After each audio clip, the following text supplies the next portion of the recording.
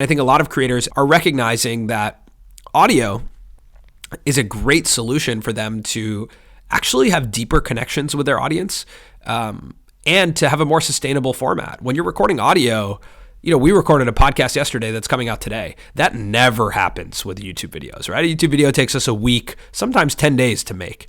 And so your production cycles have to be, more significant. We have a team of 4 people who work on our YouTube channel. Like, to do what we do on YouTube, it requires a lot of effort. When we first starting out, we were recording a podcast. No matter what, we could get the podcast out. And so again, it's about sustainability, longevity as a creator. So I think that's where we're going to see a lot more creators turn to podcast as YouTube becomes increasingly more and more challenging, and as podcasting offers an opportunity to build more depth with your audience.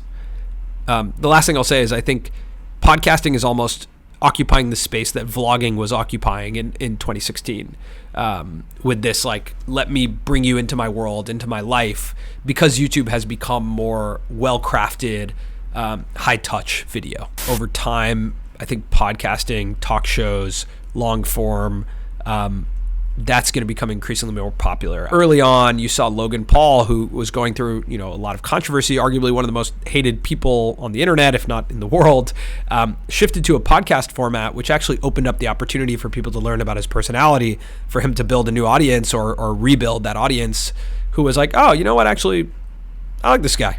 I watch him twice a week or once a week, and he's got interesting things to say.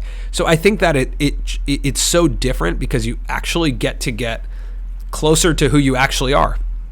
When you're making a YouTube video, of course, a lot of people are authentic, but it's no way to be 100% authentic in front of a camera. You're putting on some type of act, some type of performance. You're thinking about the editing, you're thinking about the storytelling.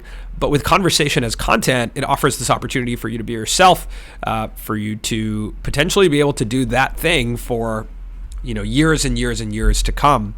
Whereas, some of the competition on YouTube, if you have to continue to raise the bar week after week, it's unsustainable. So I think without a doubt, we're going to see trends moving into different types of content, and audio, I think, is the best option for creators to build relationships with audience.